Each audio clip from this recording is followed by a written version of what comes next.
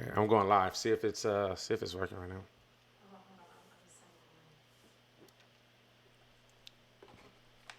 What's up? We should be live right now. I think we should be solid.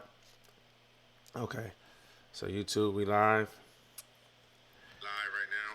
I think somebody's watching from Scotland. You hear me? Yeah, that's kind of cool. Isn't it? Yeah, that's really cool. I like that. I know. Jonathan, he watching from Scotland. And you don't know him, right? I'm gonna know somebody from Scotland. I don't know. You could have met him in, when you were in London. Nah. Cause it's like the Young Turks and then Status Quo. A lot of people, especially from the Young Turks, followed us because when we was with the, I mean not with the Young Turks, when we was with the Young Turks, Jordan went to Germany. It was hella people out there that know him. Oh, really? Yeah, he told me it was hella. He only went out there for vacation, but while he was on vacation, he was still working. And he was still working, Yeah. You know, Jordan just did a good thing today. He called me and was like, he found out that Monty passed. Yeah, and then he like gave us what you call it? I took my medication. You know when you give your like condolences, yeah. He gave us condolences, and then he hit me up today and asked me like if we needed anything. He said he was gonna send something. He was like, "What's the address?" I said, "Don't send nothing. He's gonna send like some food and stuff." I said, "Don't do that. Just send her a card or call her. She'll appreciate that more." You know what I'm saying? So he gonna send her a card. That's good. Yeah, that was real sweet. I thought that was real nice that he did that. Very thoughtful. Let's see where we at. Where we at? Okay, we live. We live. I got one person watching. That's me. Let's see. What? Shoestrings around a stupid thing. Just, What? What'd you say? just don't want to. Huh? Oh. Just don't want to. No. That's fine? Oh, no. Yeah, no, that's perfect. That's perfect. Yeah, yeah.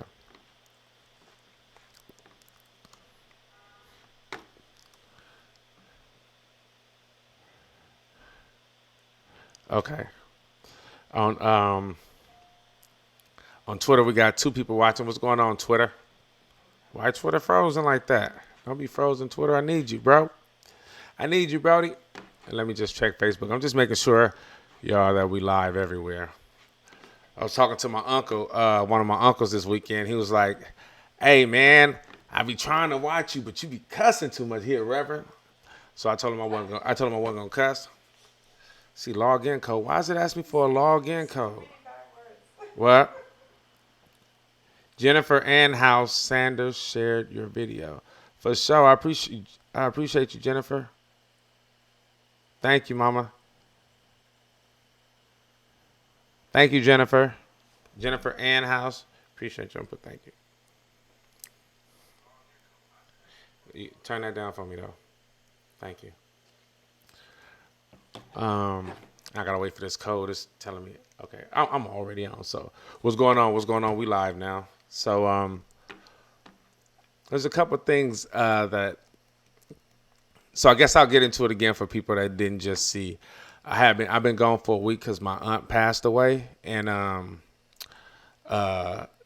was unexpected, so I had to go back to LA for the funeral and everything. And I just got into like how the coronavirus affected. If you guys look on my Instagram, you'll see the pictures of the funeral. When we had first off, they kept changing it. First they said we can only have 10, then they said 5. They finally ended up letting us have 50. We got like 300 people in our family, so many people didn't get to see my aunt. But and at the burial, they only allowed 10.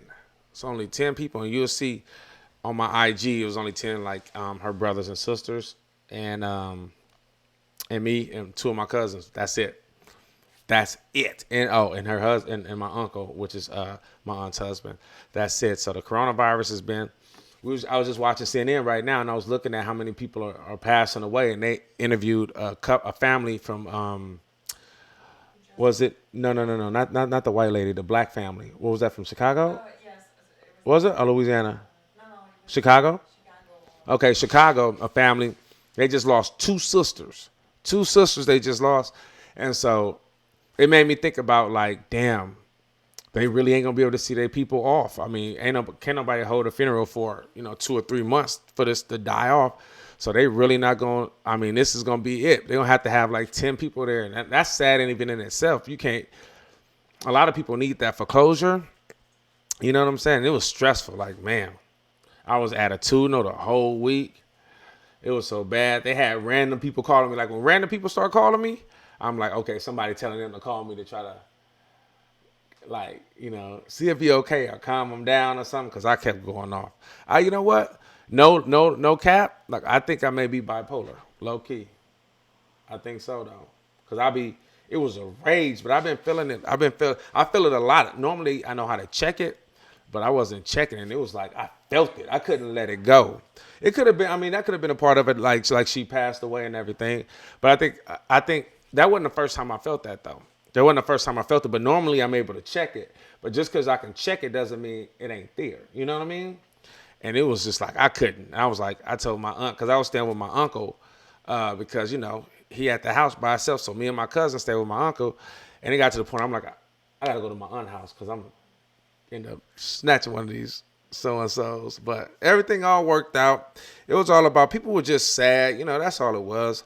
We was all sad. It was all of a sudden, and we were trying to get the program and stuff together, and it was just everything was changing. And it just seemed, but in the end, it all worked out as far as like the programming and things like that. But it's just it was a sad time, and people were just sad and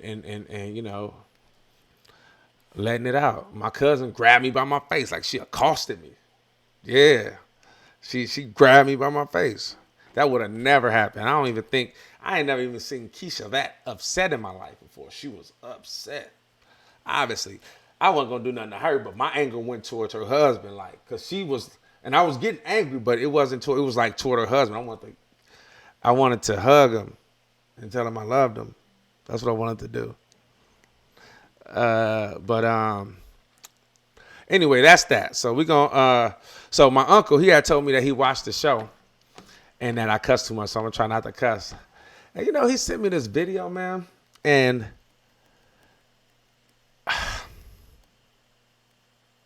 my uncle's a minister, and it is unfortunate that a minister is looking at this type of propaganda about Democrat. Like, he's an evangelical. It's about Democrats creating the coronavirus to sabotage Trump's election. Mind you, I love my uncle. He ain't gonna take this how he take it. He'll get over it if you take it away. He sent it to me. If you don't want me to talk about it, he shouldn't have sent it. Because to me, I think it's irresponsible, especially as a minister. Because as a minister, just like the president, people look to you for guidance. And if you can be susceptible to some conspiracy theories, bro, you got to get it together. I told him, I said, don't be sending us this weird S. And yeah, he got these evangelicals and somebody's, it's weird. It's like some Alex Jones stuff. I'm like, what? Trip me out. Get it together, bro. You can't be doing that. That is not the vision. You got a flock of people that believe in you. Don't lead them down that conspiracy road. Ain't know what the heck. Do you know people dying right now? People are dying. What if somebody told you that about your sister? What if somebody said, you know what I'm saying? Oh, what happened is just a conspiracy theory. Like, cause then that what it does, it discredits like what you're going through. Like, you know what I'm saying? It discredits people's experience, to say it's fake or it's made up. And you got people dying out there. They got real people on the news right now talking about their family members, just like we was talking about our family member a couple of days ago, dead. You know what I'm saying? When you say something like that is made up, you know what I mean? You undermine people's experience and what they're going through, Come on now. You always tell me I'm gonna pray for you when he be sending me wild out and stuff. You're like, I'm gonna pray for you. I'm gonna pray when I be doing too much. I'm gonna pray for you now because that video is too much, Unc.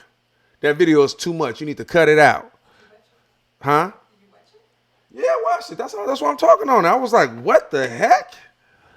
It was crazy. It was like some Alex Jones type stuff. Yeah, I watched it. I couldn't believe he did. First off, it's because he administered. So I know he has influence. And you can't be watching this being a minister. Nah, that ain't the vision, bro. Not that. We can have arguments on how you praise God and how you choose to pray. You know, people do that differently based on your religion, but you can't believe no propaganda, bro. Nah, that ain't it. Because if you giving it to us, you probably telling somebody else that too. Come on now. I don't like Democrats either, but I don't believe that. I'm independent. I don't believe that though. But anyway, I'm gonna get off my unk. I love you. He probably hot right now. He probably tight. Turn off the camera. It's okay. I ain't worried. He's still gonna love me. He can't do nothing but love me. Be my uncle. He ain't gonna get rid of me.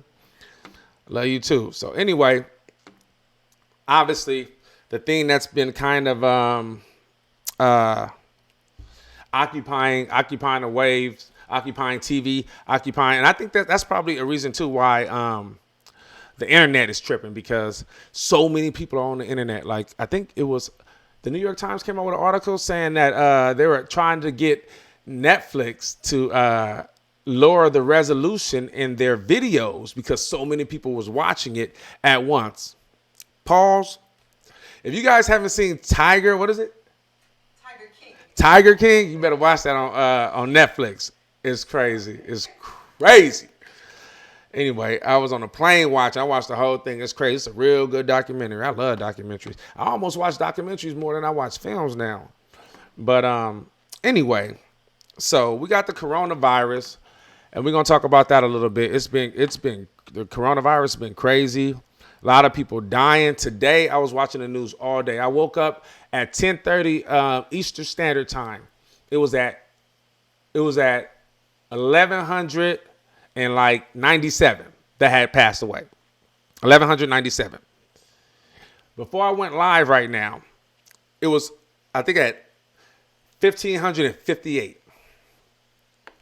Imagine that. This is in America. Imagine that. Within a day, close to 400 people died. Think about that. That's crazy. I heard somebody. I was online the other day looking at some videos, just some random, like, you know, social media stuff, checking what people are doing, and somebody was talking about because I don't know nobody that died from the coronavirus. This is just a game. Like, you ain't got to do nothing. Y'all tripping, man.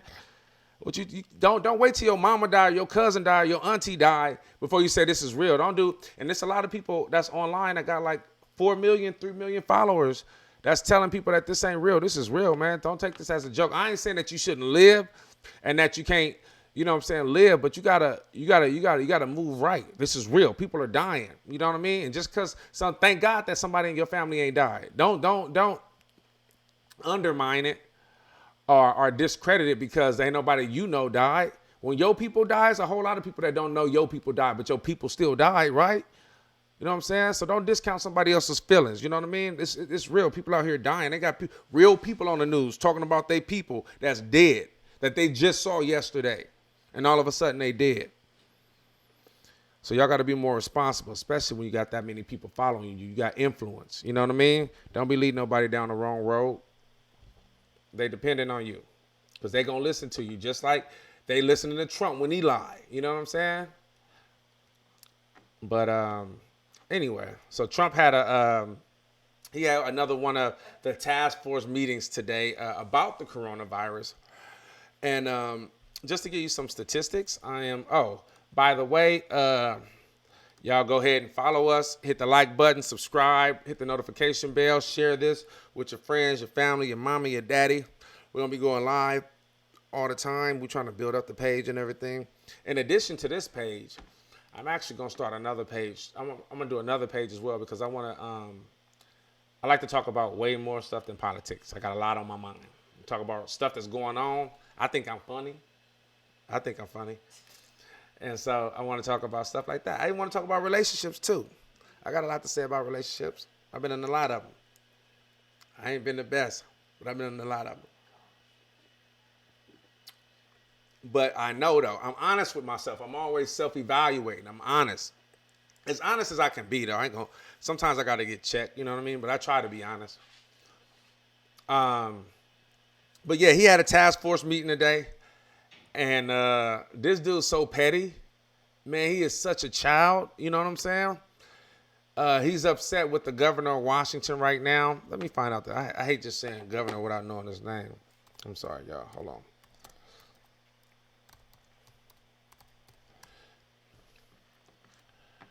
He's mad at Jay Inslee.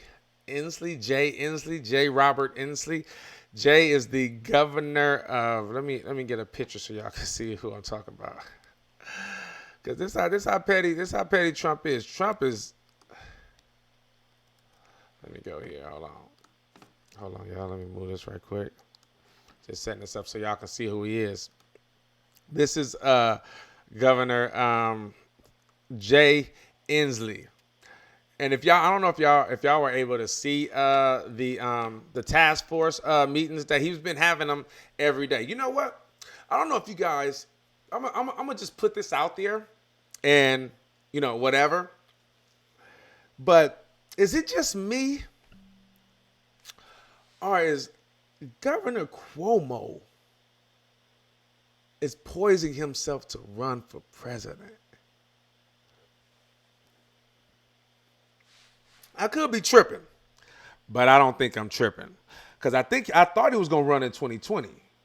And I think maybe, he's a part of the establishment. So they all probably just said, no, Biden's going to run. Because remember, Bloomberg got in late because he didn't think, because Biden wasn't doing as good. So he thought that he wasn't going to be able to win. But the reason that Bloomberg didn't start when everybody else started is because the establishment had already came together and say, this is going to be our man. This is going to be the one that loses for us in 2020. And so, Cuomo is either poisoning himself to run for president in 2024, or now the Democrats have those super delegates. Now everyone kind of thought, some people thought, I think people kind of know what the Unity Commission was, is to kind of settle the beefs and come together, like the moderate Democrats and the more progressive Democrats, like the Bernie. They explained it like the Bernie wing versus the Hillary wing. And so people think that they eliminated super delegates. They didn't eliminate super delegates. Or maybe people don't think that. What they did, I was there. I had to cover a couple of the meetings. So what they did, and Nomiki, I worked with Nomiki at the Young Turks. She was part of the Unity Commission. And so what they did is just don't allow it in the first round. But if someone don't get plurality and become the nominee after the first round, then the second round, they can use super delegates, which are a bunch of people that they picked that are ex-governors, senators, and things like that the establishment picked to say, you know what? We don't care what the people said. We want this person right here. And I say that to say, Democrats aren't blind. They see the cognitive decline in Joe Biden. I don't know if you guys saw him on Anderson Cooper 360 today, but he looks his reaction is delayed. He's old. You can see the cognitive decline, man, and they see it. They're not stupid. I think either it's going to cause an uproar. I think it's 72, the last uproar that they had in the Democratic convention in Chicago when they had riots and everything. It was either 72 or 68. Let's see. 64, so what's it? 68. 68, because Goldwater, because LBJ decided not to run again. He won because after JFK lost, then he finished JFK's term. Then he had to run. He won that, did his 4 years. So it was 68 when they had the convention, and it was hell. It was in Chicago, and the police was beating up everybody, and the Democrats took that as well. They took that from the nominee that people want. I think it was Goldwater, if I'm not mistaken, and they gave it to, I forgot the guy's name. But the Democrats can get to the convention, and on a second round, if there's not a plurality, use those superdelegates to then appoint a nominee, and it can be someone that did not campaign, which could be Cuomo. But I don't think Cuomo's stupid. That'll be a stupid move on Cuomo's part. People will resent him. So I don't think they're that stupid. people are already going to resent the entire process because they feel like Bernie they did a coup on Bernie. But I don't think Cuomo's that. So I'm just getting to know Cuomo. I just moved to New York, if you guys don't know. So he's now my governor, and I'm just getting to see him in action. And I gotta say he's doing all right. Today I was listening to him, and I was like doing some other work, and he just started talking, man, and he demanded what he was saying, demanded my attention. And I felt like it was like 9/11 and we was gonna get through it. I'm like, man, he's doing better. But you know what's happening though? You know, whether this thing goes good or goes bad, Trump is gonna get the blame, right? When it goes bad, he don't take the blame, period. But when it goes good, he'll take all the blame. So whatever Cuomo does, Trump is gonna get that credit because literally, Cuomo is setting. He's kind of setting the plate for what the rest of the country is doing right now. As you see, overnight last night, California, people that's infected went up 26% in the night. Overnight, New York. Overnight, I think New York. Overnight, the country had 250 deaths. In New York, I think it had 17 or 18 deaths overnight. So you starting to see it spike in a lot. California is starting to go up, and that trajectory is steep. That trajectory is real steep. Let me see where my notes are. I took some. I don't know where I put them. Which one is it in? Growing up, is it? I don't know what I did with my notes. I hate that. You don't have your notes? Huh? You don't have your notes? Trying to see. I got so many. Oh, here they go. I got so many notes in my notepad that everything would get mixed up. But I just found them.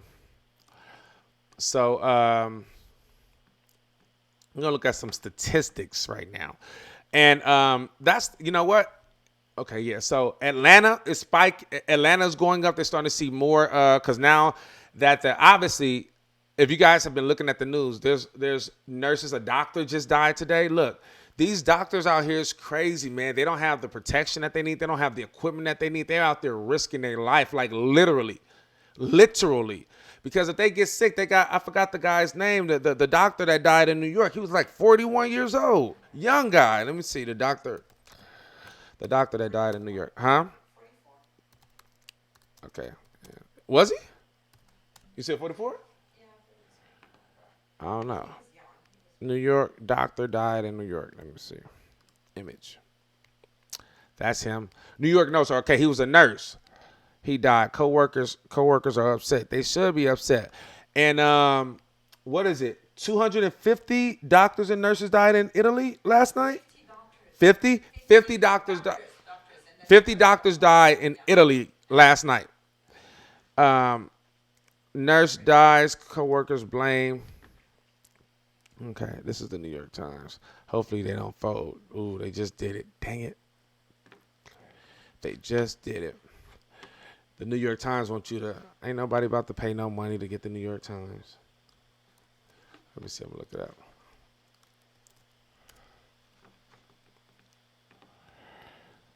No, okay, I can't.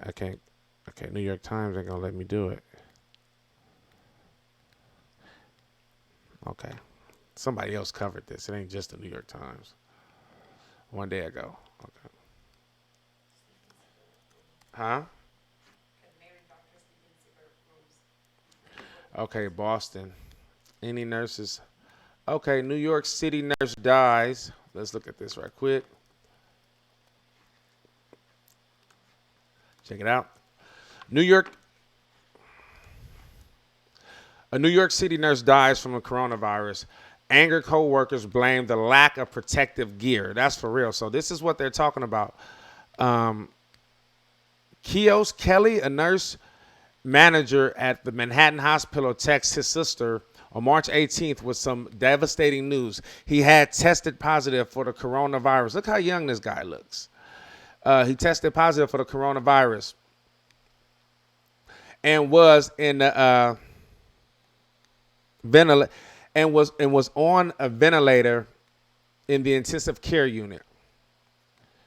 He told her he could text her, but he couldn't talk. So CNN interviewed his sister, and he was like, I can text you, but he couldn't talk. I guess he couldn't breathe, and it hurt for him to talk. And he had an extreme case, and he was dead within a day. I don't want to get too much in the weeds in this story because this is kind of. I just wanted to bring it up and know his name, but he died. They got a whole lot of nurses saying that they don't have the equipment that they need. They don't have the protective gear that they need. They have to use a mask the entire shift, like those little masks, not the real masks that they need, like a whole face cover. You know, the little things that you've been seeing people walk down the street on their mouth. They got to use that for an 8-hour shift, dealing with multiple patients. If somebody coughs, they get in your pores, they get in your eyes. That's how you can get it. It ain't just your mouth. You know what I'm saying?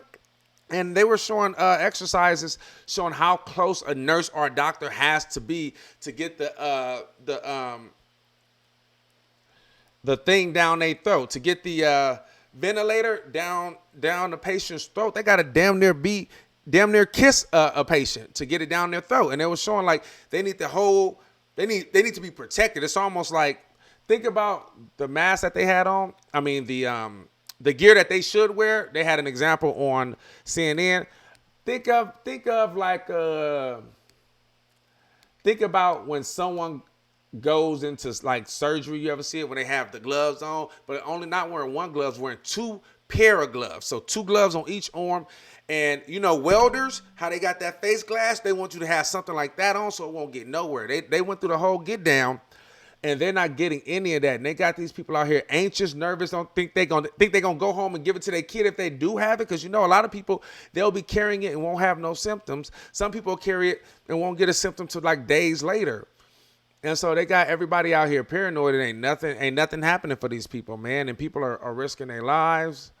And it's a terrible situation out here. And it's gonna get terrible in a whole lot of other places too. Right now, it's just that New York is the Mecca, the epicenter, ground zero. I guess that's what they would say. It's ground zero for, I guess, no, China would be ground zero. I guess it's ground zero for like America. You know what I'm saying? But yeah, that's what's going on. And they were talking about, they just feel like, one of the nurses said, they're making us do things today that we would have been fired for 2 weeks ago. So think about that. Whatever, they didn't get into what they're making them do, but whatever that is, not only are they putting themselves in jeopardy, they could be putting the people that's hospitalized in jeopardy. Think about it. Because if they have a policy where they don't want you to do something that if you did it, you could get fired, that means whatever you could do could possibly harm either yourself or a patient. And they're letting them do that now. You don't win that way because you're going to cause some other type of breakout, period. And it's a mess over here. It's a mess over here. So that's what, that's what's going on here. And everybody should pray for them. If you can volunteer. If you're in New York. If you're not in New York, when it come to your city, because it will, do what you can do to volunteer. It's about like 1,000 either retired, in school, or other type of physicians and nurses that responded to volunteer their time. 10,000 in New York, which is a great feeling. But Cuomo did a speech, really impressed me. I'm like, oh, he want to run for president. He sound like a president out here. So I want y'all to see the video. Oh, by the way, I was going to have my aunt. Me and my aunt, I feel like my aunt, I need to, we talk almost every day, but I feel like I need to like see her more. Like when her sister died, it got me like, man, I'm all the way out here. I love her. I don't want nothing to happen to her. And I don't want to feel away. So I'm trying, because sometimes I'll be like getting depressed and all that. And I'll be hiding in the closet and hiding where nobody can find me. And you know what I'm saying? And sometimes it get bad, but instead, if she's a part of like the show, like Monday, Wednesday, and Friday, or twice a week, I'm going to do it because she's an older person and she black and she voting for Biden, and I'm younger and I'm black and I'm voting for Bernie, and that's been a topic of discussion. And I think it'll be interesting for y'all to see her side. And we always talk and we argue about it like almost every morning. So I think that'll make for like some good good discussions, and y'all can kind of see the divide. The divide is real when we be talking. She be like, "You don't let nobody talk," because I be yelling, trying to take over the whole conversation. But I'm gonna try to be more respectful. Here go twin, y'all. Say what's up to twin. Say hey, Malcolm. Mm-hmm. All right. Just want y'all to see him for a minute. I haven't seen him all week because I was in LA. But so here go Cuomo. I want y'all to see Cuomo, because Cuomo came with it. I was impressed. I was like, look at this dude out here making me want to go and do something to help somebody else.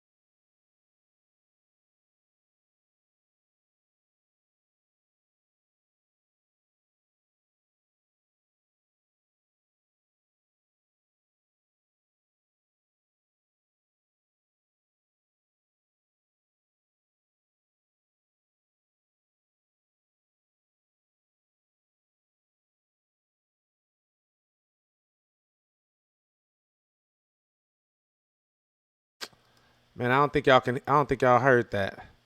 Damn it! What happened? Huh?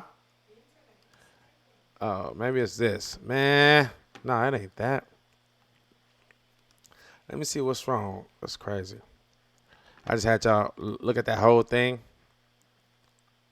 Let me see if I can fix this right quick.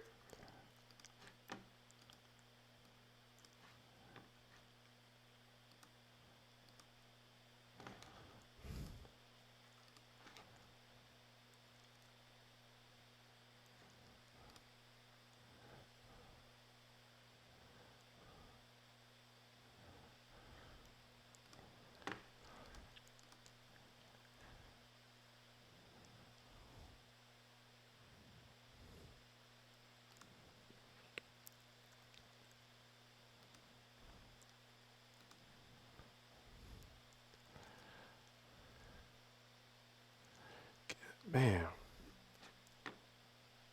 for just character.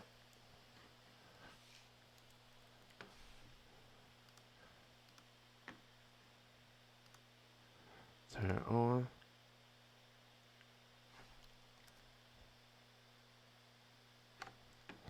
Why is this thing not working?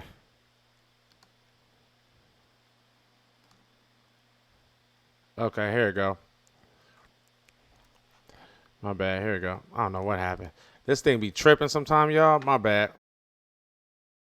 This is a different beast that we're dealing with. This is an invisible beast. It is an insidious beast. This is not going to be a short deployment. This is not going to be that you go out there for a few days, we work hard, and we go home. You are living a moment in history. This is going to be one of those moments they're going to write about and they're going to talk about for generations. This is a moment that is going to change this nation. This is a moment that forges character, forges people, changes people. make them stronger, make them weaker, but this is a moment that will change character. And 10 years from now, you'll be talking about today to your children or your grandchildren, and you will shed a tear because you will remember the lives lost.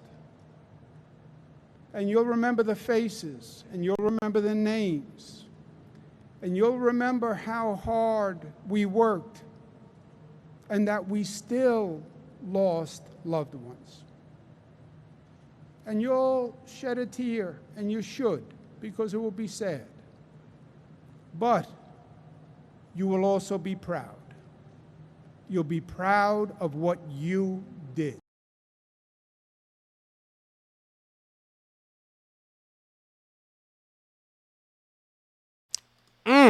He said you'll be proud of what you did. It's longer than that too. If you guys get a chance, listen to it.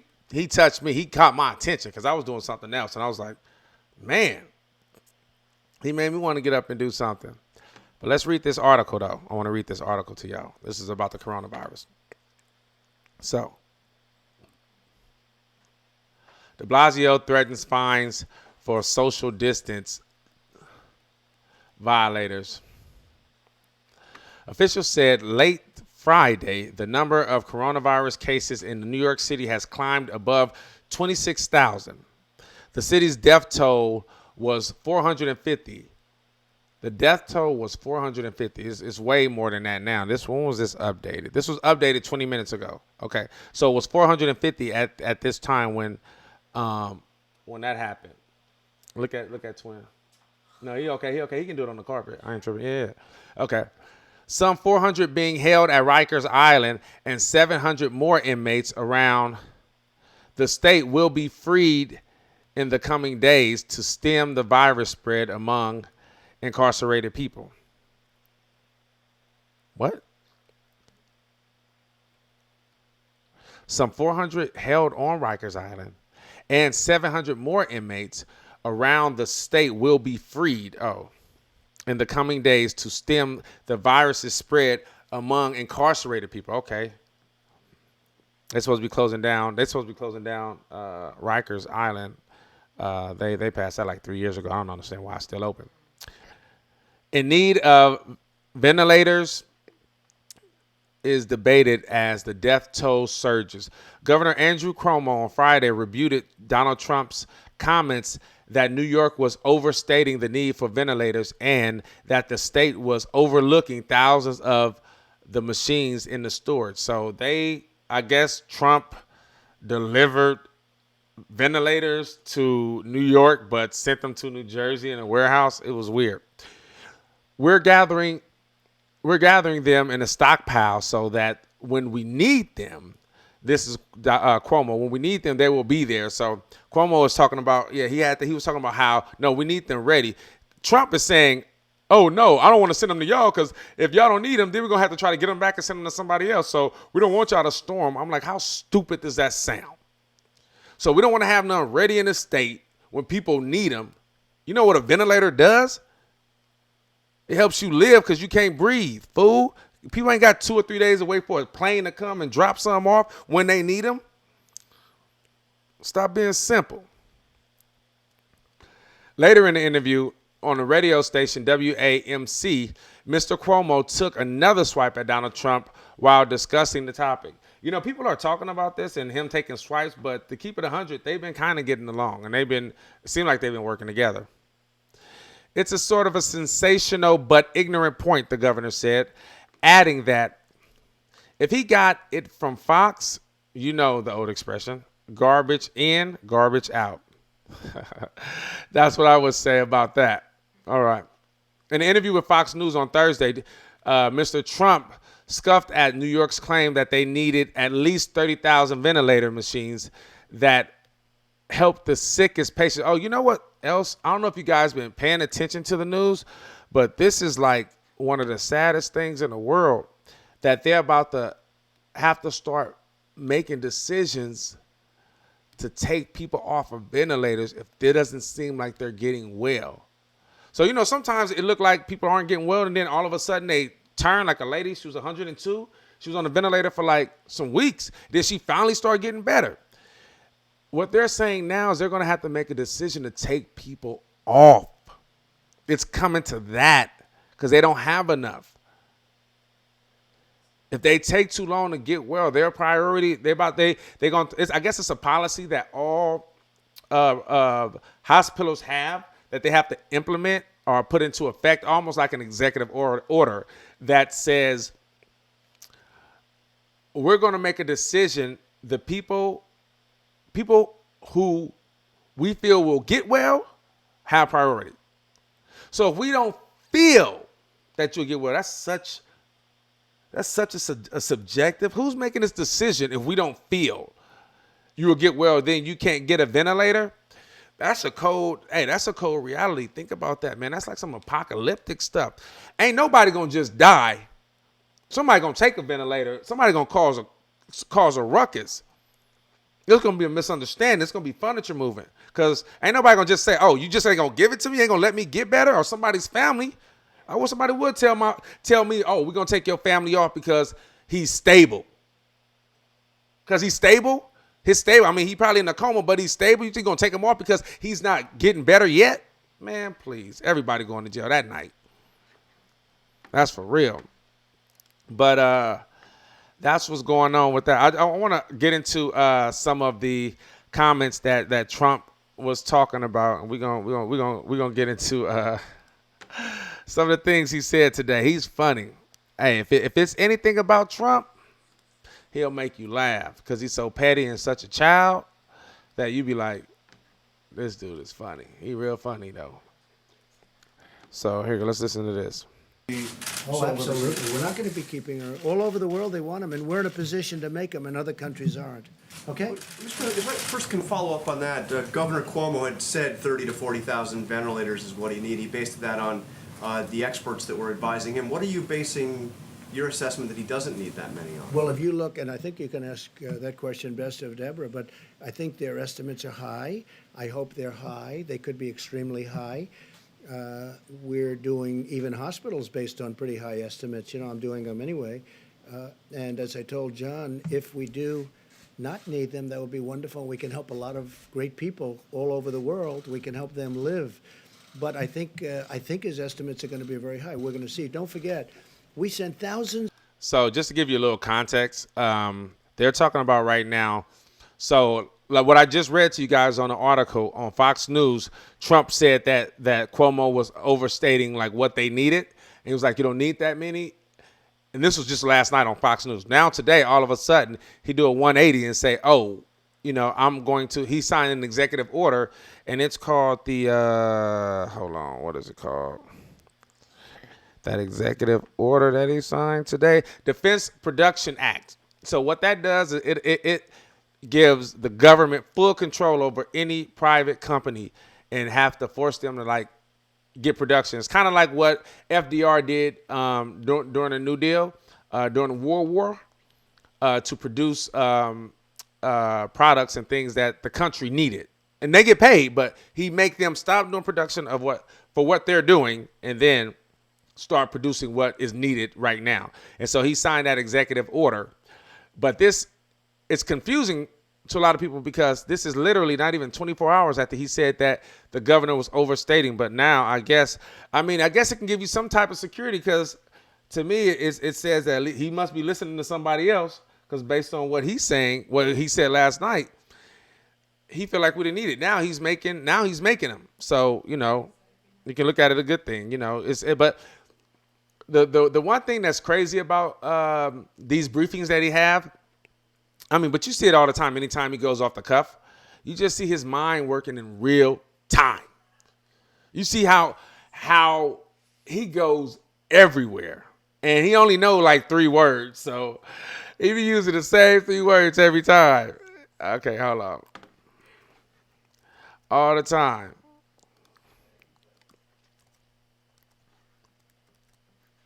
Of ventilators to New York, and they didn't know they got them. Then we sent thousands of ventilators to New York. They have a New York warehouse in Edison, New Jersey, which is an interesting thing.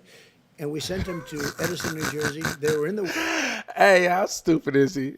And then they have a no, they don't. It's in New York. You sent it to the wrong place, Folio. warehouse, ready to go, and New York never took them.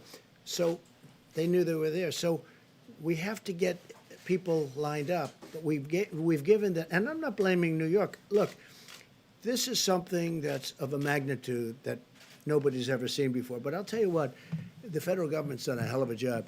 So we sent thousands of ventilators to New York, and they didn't know about it at the time they were complaining. Thousands. We had 2,000, and then 2,000, and then 4,000, and they were going there in large numbers. And then before that, we sent many thousands. We want to have so many that we do have more than we need because we can send them to other great countries, and other countries that have been our friends, and they'll never be able to do it themselves. Yeah, please. Some of the governors are not appreciative of what the federal government's done. Listen And you've to this. suggested that some of these governors are not doing everything they need to do, like that these governors are at fault.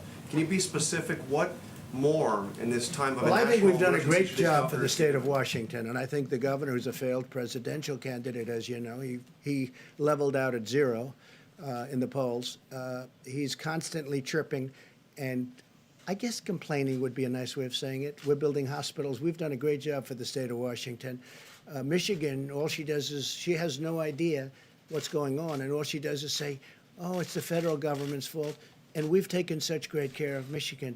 You know the care we've taken of New Jersey. I think if you ask Governor Murphy of New Jersey, how are we doing? I think he'd say great. I think. He's a Democrat. Governor Cuomo has really said we're really doing a great job. And I saw the news conference where he was thanking the people from FEMA, the people from Army Corps of Engineers this morning. I mean, they built a hospital like in 3.5 days. And it's a big hospital in the Javits Center. And they're building medical facilities in different parts of New York. And Governor Cuomo's been appreciative. But, you know, a couple of people aren't. We have done a hell of a job. The federal government has really stepped up. What I'm asking is, what more specifically do you want the governor of Washington? All I want them to do, very simple, I want them to be appreciative. I don't want them to say things that aren't true. I want Oh my God.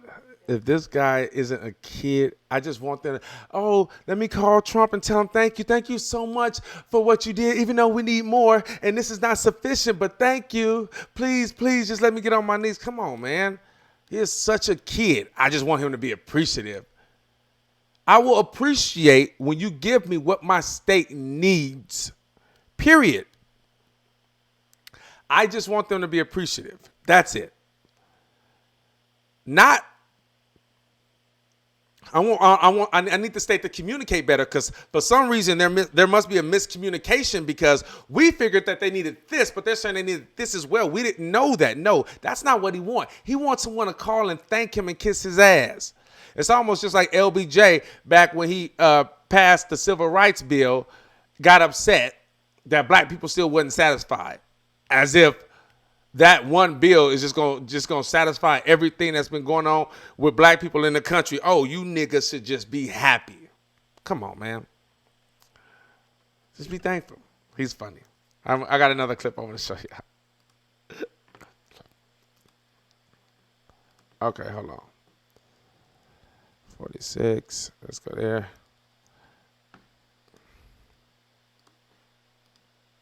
This is where states were buying, we were buying. And I said specifically, because I heard about it, pull back, let the state buy it. Immediately, the price goes way down, and they end up buying it. But we're also competing against many countries, because many countries need the ventilators. That's why I want to build more, if possible. John, maybe we'll take one more question. The question I was building up to is, are you able to guarantee, to assure these states, these hospitals, that everybody who needs a ventilator will get a ventilator? So here's what I'll tell you. I think we're in really good shape. This is a pandemic, the likes of which nobody's seen before. I think we're in great shape. I think that, number one, we've distributed, ventilators is a big deal. We've distributed vast numbers of ventilators, and we're prepared to do vast numbers. I think we're in great shape. I hope that's the case. I hope that we're going to have leftovers so we can help other people, other countries. Everybody who needs one will be able to get a ventilator. Look, don't be a cutie pie, okay? You know, anyone who needs one. Nobody's ever done what we've done. Nobody's done anything like we've been able to do. And everything I took over was a mess. It was a broken country in so many ways other than this.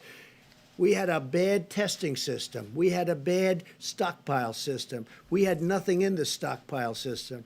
So I wouldn't tell me what like being a wise guy. Go ahead. Mr. President, you signed a Ooh, I got that corona. Hey, hey, Trump is so petty. He said, "Don't be a cutie pie. Don't be." Look, you see that? What's weird is like, if you talk about Wall Street and the stocks and the stock market and where we were 22 days ago before all this happened, he wouldn't say, oh, all this stuff was in place when Obama left. And so, I can't take the credit. I'm going to give it to Obama. No, he don't say that. He said, oh, no, I did this. But now when he asks him, and it's such a fair question, it's not even anything to argue about. Will everyone that needs a ventilator will have access to a ventilator? Don't be a cutie pie. Don't be a wise guy. Really? You got offended because I gave you a follow-up question? People should follow up with questions and pressure your ass. It's like they should press Biden. We're going to talk about him in a minute because they don't. And that's why we have him in office right now. That's why we have Trump in office right now. Because we allow politicians to just lie and don't press them and don't challenge them on nothing. And you know why? Because they want to be in good standing. They hate when Trump is mad at them. They hate when any other politician is mad at them. They want to be in the circle. They want to have access. That's why you got to limit. If I owned a company like that, I limit my reporters, my journalists, access to anybody. Like, nah, you don't get too close because I want you to continue to press them. Because if you just want to be a part of the circle, guess what? You ain't going to ask no follow-up questions. You're going to let them say whatever and just lie, even when you know it's a lie, because you don't want to offend, because you want to be invited to the next tea party or you want to be invited to the next White House Correspondents' Dinner. You know what I'm saying? And this has been the culture that mainstream media has had, and that's why we have Trump today, because they just let him lie about everything and didn't press him or challenge him on nothing. And now he feel like he can just lie, so soon as somebody press him on something, he get offended. Who are you to ask me that question? That's not Trump's fault. That's the media's fault, period. Here go another clip. Is 100 days fast enough? Like you said, is that fast enough to get 100,000? Because some of these Let's people put need it this 3 way. weeks. Let's put it this way. We've distributed thousands and thousands already. Normally, these would be bought by states, just so you understand. Normally, these would be bought by governors. They were, I don't want to say unprepared, but nobody was prepared for this. What we've done, nobody can even imagine. And by the way, I've had governors tell me, including Democrat governors, they said, we can't believe you've been able to do this. And you go to other countries, and we're not only competing against states, because we don't want to compete against states. We've had a couple of cases where states were buying, we were buying, and I said specifically, because I heard about it, pull back, let the state buy it. Immediately, the price goes way down, and they end up buying it. But we're also competing against many countries, because many countries need the ventilators. That's why I want to build more, if possible. John, maybe we'll take one more question. The question I was building up to is are you able to guarantee, to assure these states, these hospitals, that everybody who needs a ventilator will get a ventilator? So here's what I'll tell you. I think we're in really good shape. This is a pandemic, the likes of which nobody's seen before.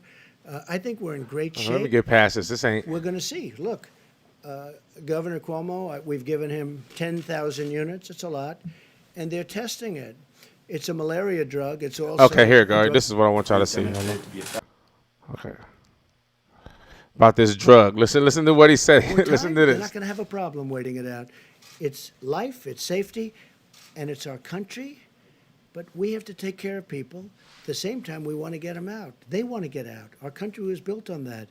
But we have to make sure it's safe, and everyone knows that. Okay, one more question, please. Has your thinking changed over the last 30 days? Thank you.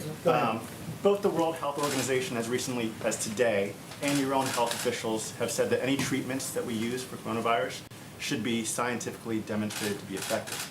But at the same time, you've said that chloroquine, as an example, could be used as a cure very soon. So is the WHO and your health officials wrong on this point? Are they... So hydroxychloroquine, which is supposed to be the better of the two, seems to have some good backing. We're going to see. Look, Governor Cuomo, we've given him 10,000 units. It's a lot. And they're testing it. It's a malaria drug. It's also a drug for arthritis. But and it's phenomenal for those two things, as you probably know, especially for malaria. But we're going to find out soon. I hope it works. There are signs that it could be doing well.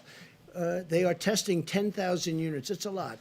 And I tell you what, I want to thank the FDA because they approved it immediately. Based on the fact that it was already out for a different purpose, they approved it immediately. So, look, hydroxychloroquine is a very powerful drug for certain things. And it's a very successful drug. There's reason to believe that it could be successful here. Now, the reason I disagree with you, and I think Tony would disagree with me, but the reason I disagree with you is that we have a pandemic. We have people dying. The reason I disagree with you, but Tony is the guy that, I don't know if you guys see, that's the scientist, the one that's I forgot his title, the short guy. And the doctor? Yeah, the doctor. Fauci. Yeah, I forgot his title though. He's the one that Trump just said, I disagree with you, reporter. And then the guy that knows everything will disagree with me. It's amazing what he's saying right now. Jesus Christ. Now, if we're going to go into labs and test all of this for a long time, we can test it on people right now who are in serious trouble, who are dying. If it works, we've done a great thing. If it doesn't work, we tried.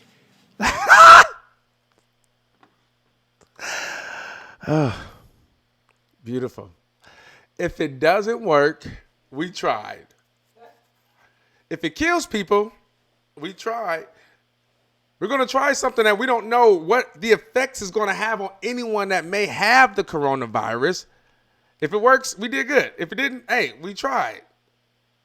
That's why we're testing on people. They volunteered. They signed the waiver. Come on, man. Why y'all vote him in the office, bro? Y'all tripping. Y'all tripping. Donald Trump is exhausting, and that's all I got on Donald Trump. So just to give y'all some context, right now, let me go to this. So right now, what we are with the coronavirus cases, we have 596,350 corona cases. This is worldwide. This is what we have worldwide. Do you know America almost has a fifth of the cases? Because we have over 100,000 right now. Deaths worldwide is 27,343. Now, I've been hearing some people talk online, and they talk about this, and they say, oh, well, 10,000 people die of flu. This is not a huge thing. 10,000 people die every year from the flu. Every year. We're 3 months, because that's worldwide. So we're 3 months into this. 3 months, and we have 27,000. This is nothing like the flu. That's why it's a pandemic. Come on, man. Pay attention.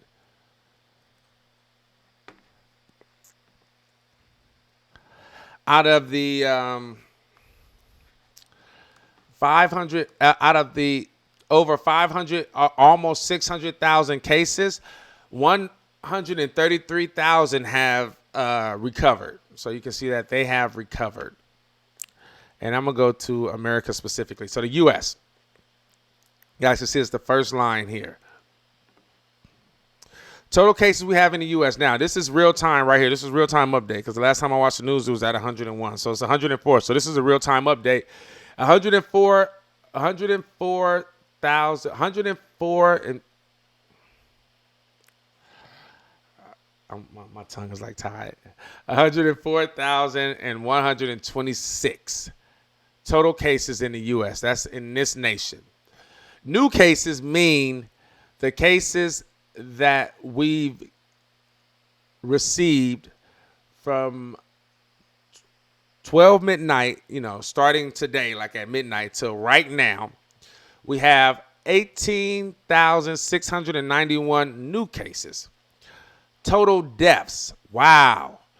Y'all, when I went live, we were at 1,554 when I went live. I haven't even been live an hour. And total deaths is at 1,695. Total deaths is at 1,695. Maybe I've been live an hour. I don't know. But an hour. It was 1,554 when I went live, bro. 400 new deaths. I think yesterday we had the highest that we've had, and it was like 200 and something. Yeah, 250 or something like that within 24 hours. Total recovered, 2,500. Active cases, people that are either in the hospital or in quarantine, 99,909. Serious critical cases, which these people are knocking on heaven's door. 2,463, almost 2,500 cases of people that are critically, I don't want to say injured, but critically has critical cases. And so this is real time. And I think everyone should take it serious. I know us as black people like to feel like we Superman, and I get it. I was talking to my auntie about it. I'm like, don't do that, because she like to do that. We was laughing the other day. She wanted to pick up this couch, and I was telling her how to pick it up. She wasn't listening because she thought she was Superwoman. And then she picked it up. She was like, oh, maybe I should do that. We started laughing because that's how she is. She thinks she can just get through it. And it's understandable.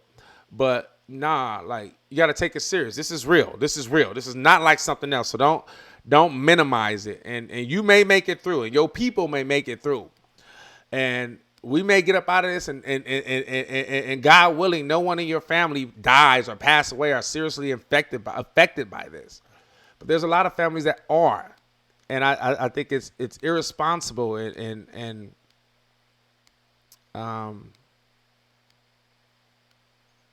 apathetic to minimize someone else's pain because it didn't happen to you. So since it didn't happen to you, something that's made up or something that's exaggerated. Let me tell you this. You ain't never known this country to just give up money for something that's exaggerated. They just passed a $2 trillion bill that starts at $2 trillion, that go up to $6.5 trillion. You think they passed that and given it to us and then other small businesses in the travel industry because it's exaggerated? You think if they thought it was as exaggerated, Republicans would do that? Come on, be real with yourself, man. Be real with yourself. Ain't nobody doing that. They ain't trying to give us nothing. Let somebody go over there and say, we want reparations. You see, after Kamala Harris and Cory Booker left, when was the last time you heard about reparations? Because they don't give it. They ain't giving up no money. You think they want to do this? No, they know this needs to happen or we're going to be effed. This is real, man. Don't act like it's not. Just because you ain't up on it. If you ain't up on it, get up on it. But don't speak on something you don't know about. You know what I'm saying? You speaking on how you feel about it because of whatever. Look up on it. This is real, man. You got a lot of real people dying. We got families on here, black families dying. A lot of these states don't have the infrastructure that you have in LA and in New York and in all these big states, these big metropolitan cities. They don't have the infrastructure. They don't have the health care. Look, Flint is going up right now. Detroit is poised to be doing bad. They can't even fix the water in Flint. They don't have health care there. That's one of the poorest cities in this country. You think a lot of those people that's insecure about health care and normally don't go to the doctor because they don't know how they're going to pay it, going to have a cough and say, oh, I got the corona. They're going to try to ride that out. You're going to have a whole lot of people dying because of that. So don't just speak on something that you don't know about because you don't know. People are dying, and this is real. Just because it ain't happened to you, thank God. But don't minimize somebody else's experience because it ain't happened to you to say it's something else. Government ain't never just gave money out for an exaggeration. Period. Period.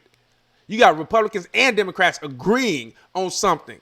It's not no exaggeration, man. You saw how they was fighting on the impeachment. You think they'll give you $2 trillion? Come on, bro. Get it together. Anyway, to the man of the hour, Joe Biden.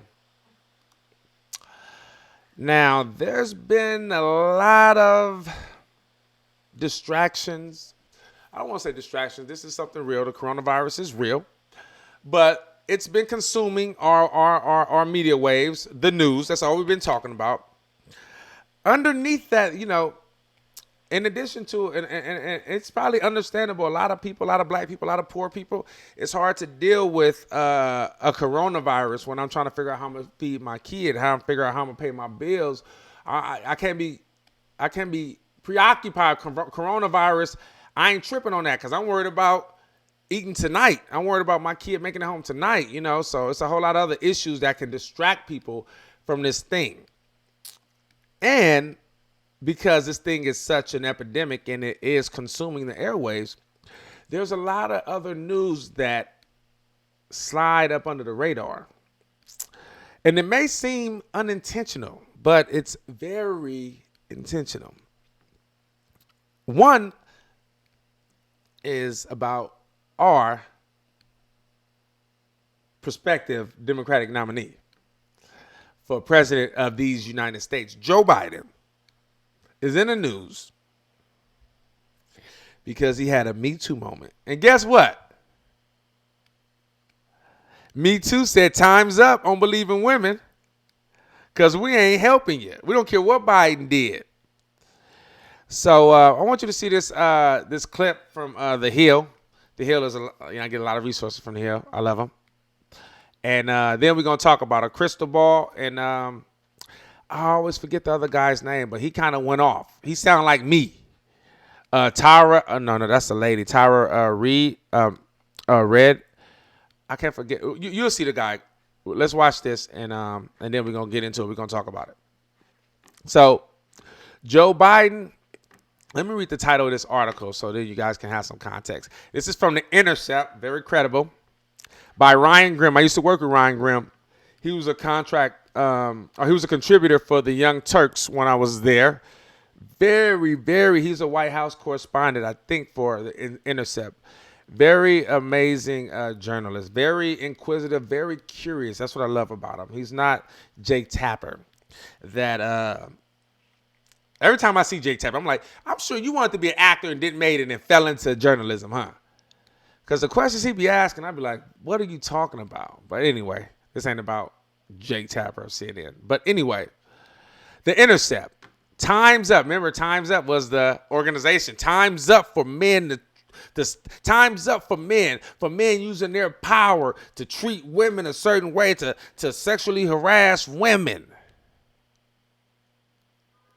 Where's that energy? When it comes to Joe Biden, where that energy at?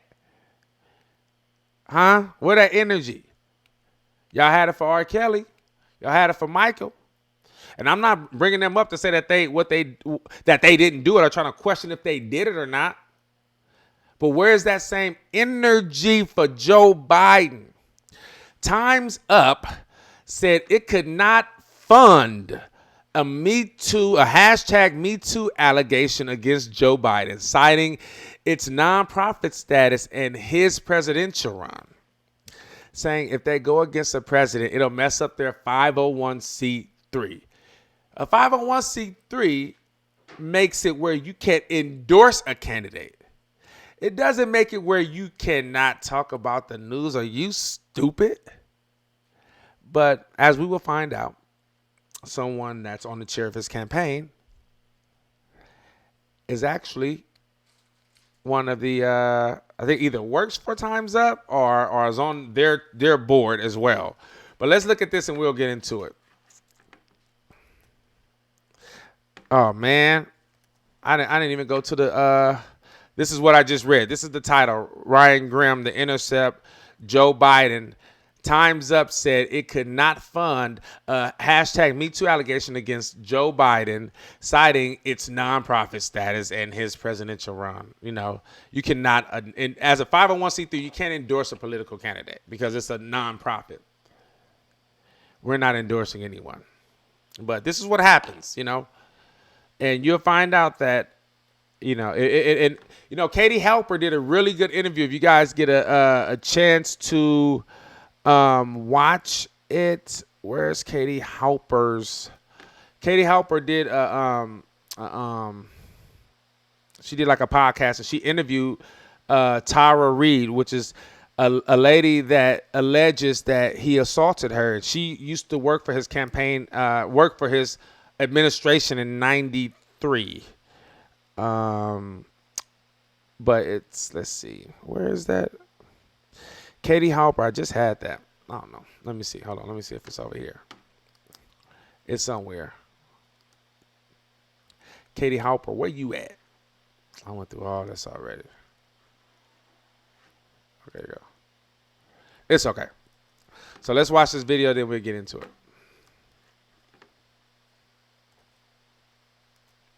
All right, Crystal, what's on your radar?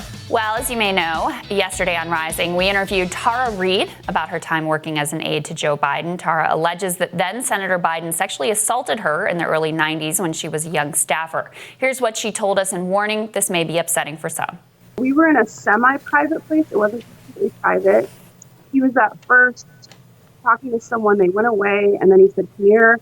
And then when I gave him the gym bag, it happened all in one motion almost. And he had me against the wall. And then his hands were down my skirt and up my skirt. And I was wearing, I wasn't wearing tights or anything. And he then, with his hand, went from there and entered me with his hand, and as he was trying to kiss me and saying things to me. So when I tell you what happened, it's hard because everything kind of happened at once, but there were incremental parts to it. Mm-hmm. And meaning he was trying to kiss me and I was pulling away. And what I remember of that time is feeling really shocked, surprised, because there was no real conversation right beforehand. There was no precursor. It just happened. And then when he did that, I was obviously pulling away. And he pulled back and said, "Come on, man, I heard you liked me." Something to that effect. And that's what kind of jolted me. Like I was trying to think what I did wrong to bring that on to me. And then he looked angry and irritated with me. And that's when I knew it was really, I was in a very difficult position. Now, as with so many of these situations, there are no witnesses. It's a classic he said, she said, which makes it, of course, incredibly hard to confirm or deny, and Hill TV has been unable to independently verify her story. That doesn't mean she has no corroboration. Significantly, she did tell several people at the time, and the basic facts surrounding her story, including that she did, in fact, work with Biden at the time, appear to be accurate. But the question and objection I keep hearing raised is this one. Why now? Why come in at the 11th hour when Joe Biden is on the verge of clinching the Democratic nomination? Who does that sound like, right quick? Just sidebar. Who does that sound like? Think what establishment Democrats are saying right now. Why now? Why now? You know who said that? Republicans said that when Brett Kavanaugh, when the women came for Brett Kavanaugh, they was asking Democrats, why now? Why now? All of a sudden, Democrats have that energy. Why now? Really? Me too? Don't we supposed to believe women? At least investigate it? And y'all have that's why I told y'all Democrats are just like Republicans, period, point blank. Why now? They got the same language that Republicans had when the doctor came and accused him. They said, why now? All of a sudden. Amazing. Just amazing. No shame. Democrats have no shame.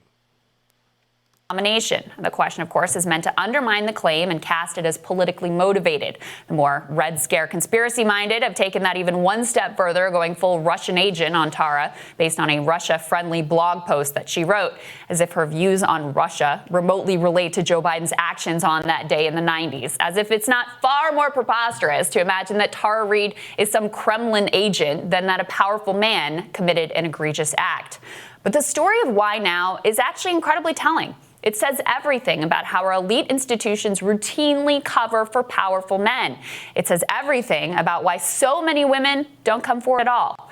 Because according to Tara and according to Ryan Grimm's reporting, Tara has been trying to come forward for months. Tara initially came forward in a limited fashion after Lucy Flores wrote an op-ed claiming that Joe Biden made her deeply uncomfortable at an event when he sniffed her hair and kissed the back of her head.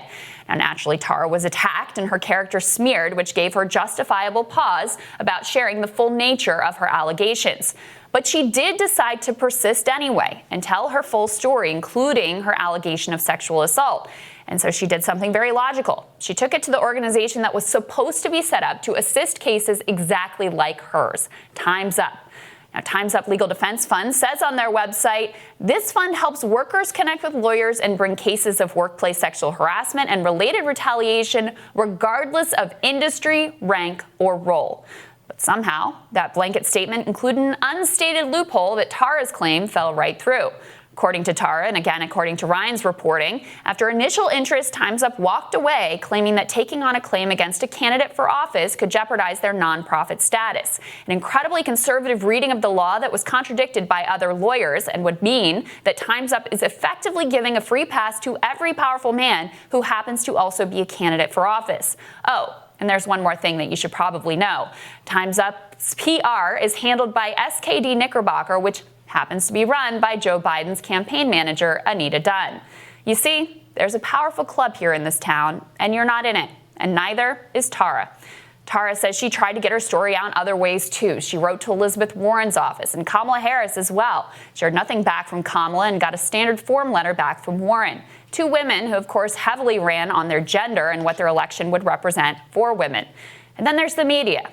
Tara wasn't exactly hard to find. After Ryan's article and Katie's interview, I reached out to her separately on Twitter.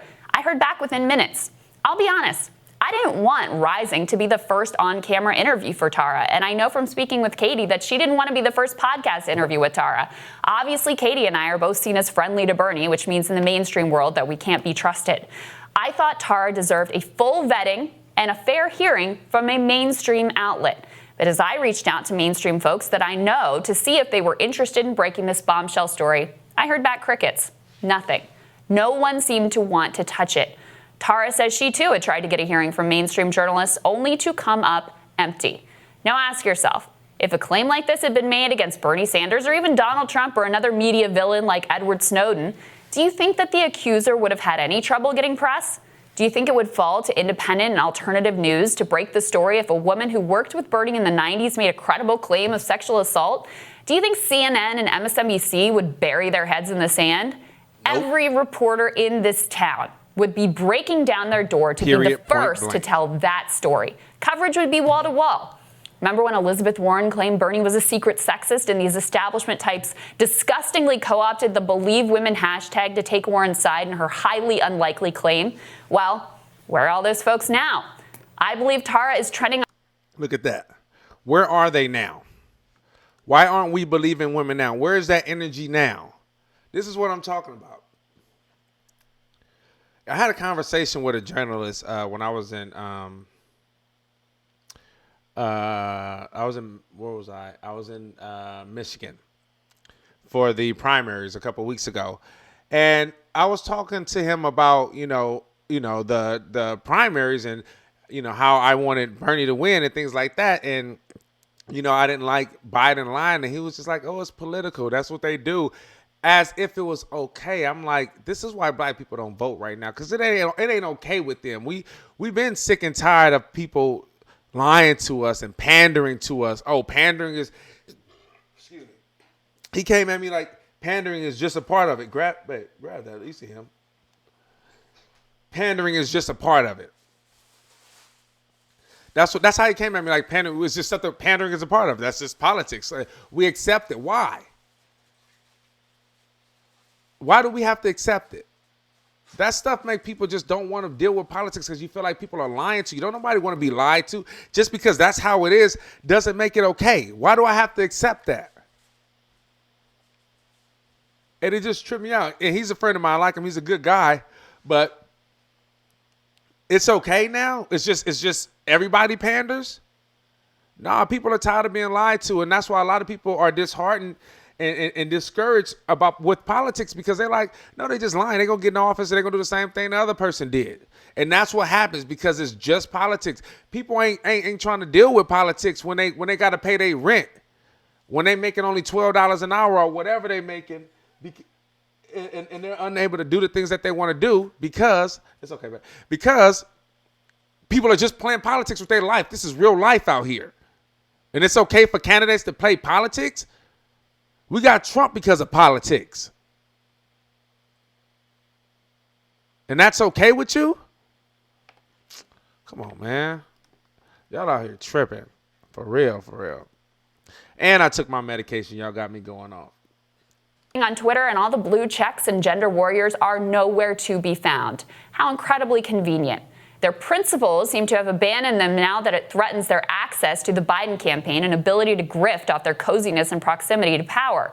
We've, of course, seen this pattern time and time again, whether it was NBC shutting down Ronan Farrow and his Harvey Weinstein reporting. Remember how, according to Ronan, Hillary's aide threatened his access if he didn't drop the story? Or Amy Robach explaining on a hot mic that she had everything on the Epstein story, but that ABC was afraid they'd lose their Will and Kate Royals access because of Epstein's connection to Prince Andrew. They'll happily trash the dude who's stockpiling Purell or the random lawyer on Twitter who put out an objectionable tweet. They'll gladly provide a venue for allegations against the outsiders upon whom their status and access do not depend. But they've got to be dragged kicking and screaming to do their job when it comes to their own ideological and class brethren. So look, Tara's claim against Joe Biden should be scrutinized. It should be fully vetted, and people can decide for themselves what they think. But drop the why now. Because the truth is, she's been doing everything she could think of to be heard. This is just the first time anyone bothered to listen.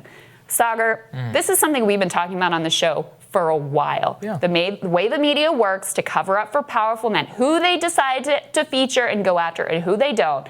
And it is remarkable that we end up sort of at the center of one of these same stories. Yeah, it's crazy. I mean, you know, Brett Kavanaugh couldn't sneeze on somebody in 1982 without it ending up in the New Yorker as a credible allegation. And then this woman comes forward, talks to us for 20 minutes, talks to Katie Halper, has at least, you know, talked to somebody. It deserves vetting from a multi-million-dollar news organization. And by the way, you think? Who broke the Kavanaugh story? Yeah, Ryan Graham. They found him credible enough to dig in on that story. But on this story, when he talks about, you know, time's up, taking a pass, they pretend that they don't see it or hear it. Always looked at Ryan's reporting, which is only whenever it's convenient will they pick it up. But when Pete Buttigieg fakes black endorsements, no, you can't talk about Can't talk about that. That's not important enough for us. Because he's an actual honest actor. And then this demonstrates that the fact that she's not on CNN or MSNBC, I mean, look, just close your eyes. What if this was Donald Trump? You know exactly what it would be. Right? Imagine if it was Bernie. Imagine if it was Bernie. We had news cycle after news cycle, and somebody pointed this out on Twitter about whether Bernie said something secretly in a private conversation to Elizabeth Warren.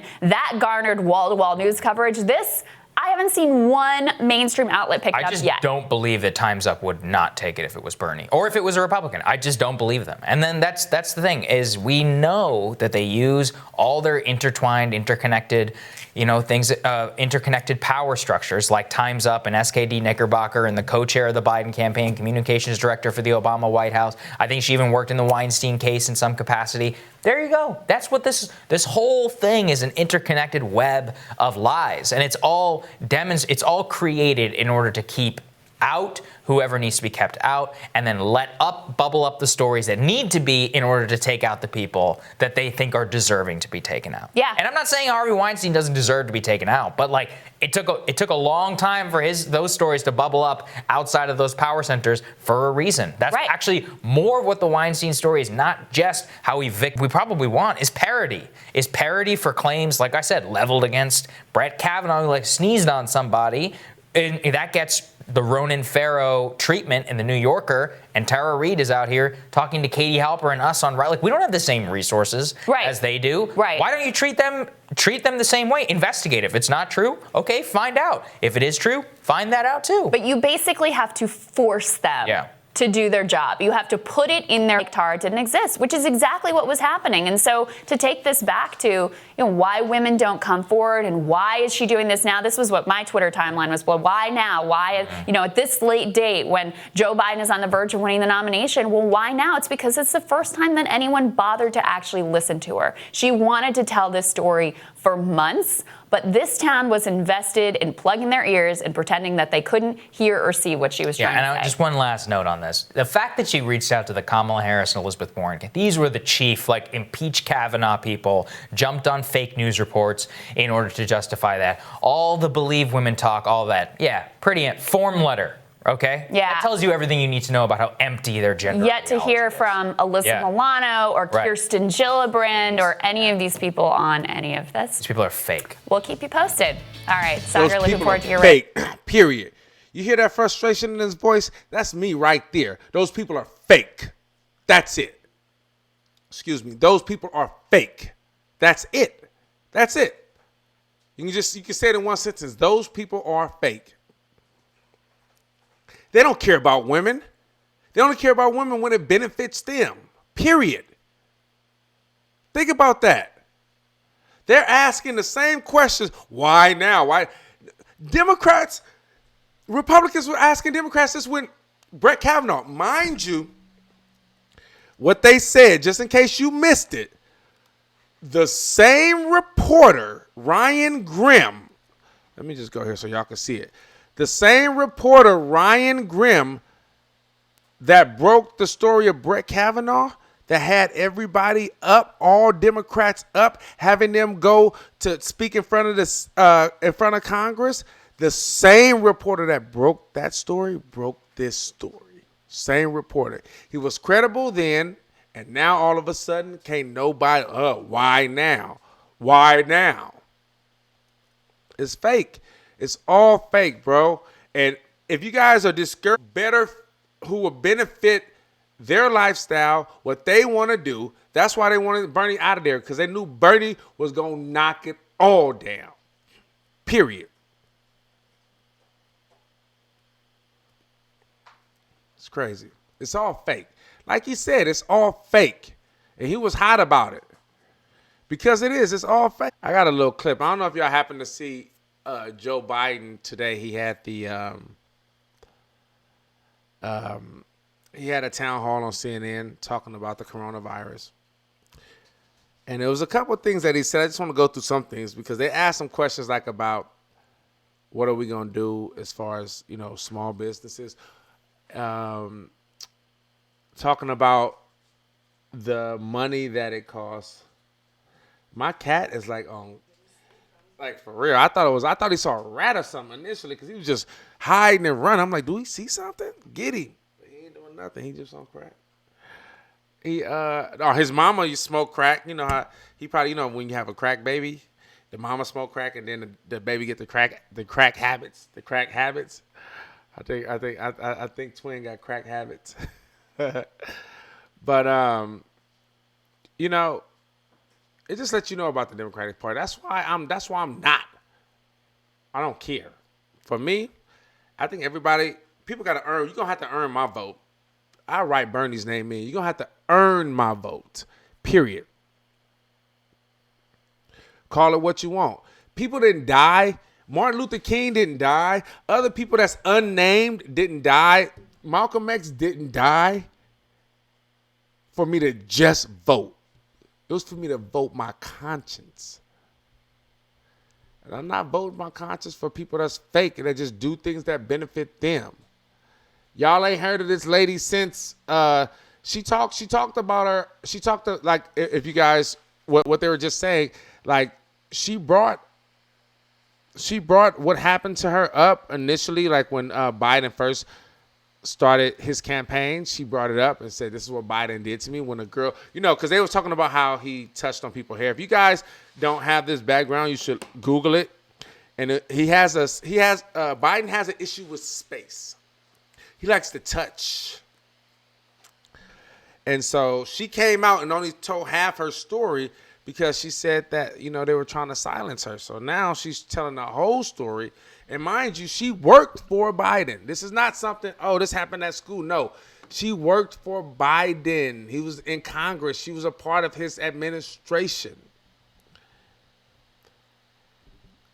And now those same Democrats that when Brett Kavanaugh, that made sure we held out, that said, no, we need to do an investigation because it's important, are asking the same questions that Republicans was asking. Why now? It's phony. And that shit is frustrating. It makes you just want to say F it because they all fake. They have no morals. They stand for nothing. The only thing they stand for is themselves. They don't stand for the people. They have to do this. This benefit them as well. And what I'm speaking of, my aunt told me, Ty, when you go to another subject, you should preface that. And I just went to another subject and I just realized it. The $2 trillion stimulus plan, they put that in because they know it will, because what's happening right now affects the entire economy and it affects them. Since Trump's been in office, it's been 3 years. Republicans and Democrats haven't been able to agree on nothing. Nothing. There's no exceptions. This is the first exception. Going into the second term, all of a sudden they all agree on something, and then all of them go against one Republican that said, we need to have an actual physical vote. And they all, even President Trump, went at this. I can't remember the Republican's name, but he sounds stupid, and they played him too. All of a sudden, I think it was 94 votes to 1. I forgot how many. Everybody voted for it, for the stimulus plan, for the $2 trillion up to $6.5 trillion. Everybody voted in favor, all of them. This is the first time since Trump been in office. You know why? Because they know if this shit tanks, they will tank too. All of them. Because all of them have the same people in their pockets. And those people that are in their pockets say, you need to pass this because we need that money. Because no one's traveling. I just came from L.A. Maybe on the whim, I've been able to get like a ticket from L.A., like a one-way ticket from L.A. I have been able, like, Tuesday night, maybe like Wednesday morning, early 2 o'clock in the morning. If I go and look on Expedia, I'll probably find a ticket for like $189 from like New York to LA or LA to New York. That's happened to me twice.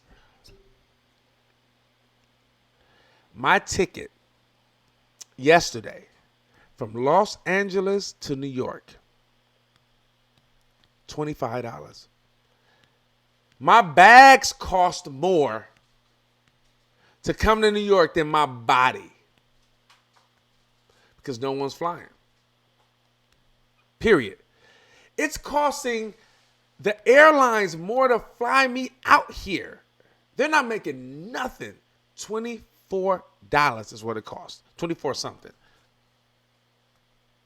For me to fly from Los Angeles, California, LAX to Newark.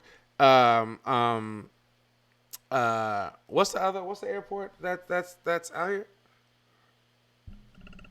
LaGuardia. LaGuardia ain't taking any landings. So there was like, could no one land there, so I had to fly to Newark. $24 and change. It's a real thing, this economy and what's happening. And it was bipartisan. It's not that they care about the people, man. Please don't get it twisted. I just want to make sure y'all don't get it twisted. Oh, they finally agreed on something because the people needed it. I guarantee if it was just the people that would have been affected by this, you would have been on your own. Period, point blank. You would have been on your own. They were affected. Their sponsors, the people that sponsor their campaign, that give money, are affected. Every business, whether you're a small business or a large business, is affected by this. And so that's why I was bipartisan. Period. They haven't agreed on nothing. They agreed on this because they all have interest in it. So I just don't want you to be fooled to think that they really care about you, because they don't. They care about themselves. And if somehow caring about themselves parallel with the idea of caring about you, they'll take it. Why not? They're not going to campaign against it. They lie about it all the time. That's why people are frustrated. That's why Trump is in office right now, is because people feel like they've been lied to. That's why Bernie is running for a second term and people feel away, because people feel like they've been lied to on both sides. So please don't misunderstand Democrats. You ain't got to misunderstand Republicans. Republicans, oh, well, you can probably misunderstand Republicans with the stimulus that they have, because it ain't something that they're for. You know, Republicans, come on, man. Historically speaking, they're not for this. It's because they have to, because their people need it. And so, Me Too is fake. They don't care about women. I care about women. I care especially if women have been assaulted. Me Too don't. And if any Biden supporter or Democrat establishment, whatever, right is right and wrong is wrong. Period, point blank. You can't argue this fact. Period. So if you want to say why now, why didn't you say that with Brett Kavanaugh? Because you was saying the same thing I'm saying to you. You were saying to Republicans when they was asking you why now. You know why now? You were saying that because it wasn't about the doctor. I can't think of her name, but it wasn't about her. It was about you getting the person that you wanted as a Supreme Court justice that you wanted in office. That fit the idea of where you thought this country should go. Period. It's all fake. And you can see, oh boy, was hella frustrated when it's all fake. And people get frustrated. Black people frustrated. They don't vote as much. I guarantee, I don't want to guarantee, but I bet you a lot of Latinos that are voting right now, this is the first time that they've been spoken to. And that's why they're voting. And that shit feel good when you feel like somebody's speaking to your issues. And that was Bernie Sanders. But you know why Biden ain't getting their support? Because Biden never wanted to at any moment speak to their issues. And he didn't. Period. And now that Bernie may not have a pathway, Latinos are going to see that it's the same thing. It's the same. I mean, they see it right now, as soon as Trump got in office. But that was Republicans, though. That was Republicans. So it's hard to say, oh, this is Democrats, because the Republicans said, okay, F what Obama did as far as promising you, the dreamers, promising you that you have a pathway to citizenship. So it's easy to chalk that up. Oh, that's Republicans. They're racist. They don't like whatever. Whoop-de-whoop, bam, bam. It's easy to do that, because it's Republicans. They've never been inclusive. They never even promoted inclusive. I'd rather deal with an enemy that let me know who they are versus someone that lies behind my back. I can deal with someone because I know how to approach them.